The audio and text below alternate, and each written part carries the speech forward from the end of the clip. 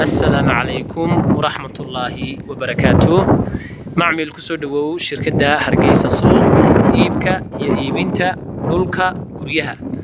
معمل ما أنت وحنكو هينا بلوركن أيدي بايسيجستيجا بلوركن وذاك يسمى معمل وبلوركا وافجا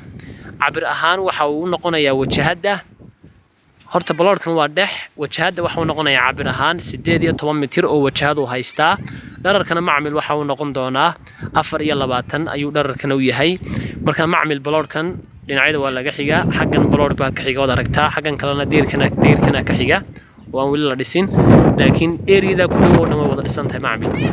baloorkan waxa uu haystaa hal wajahad buu haystaa wata halka wajahad buu haystaa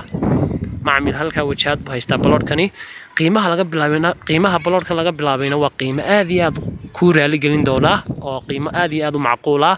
marka macaamiisha sharafta leh qiimaha laga bilaabay xagga saran ku soo dul qori doona insha Allah waxaan leeyahay ka faa'iideysi wacan aad iyo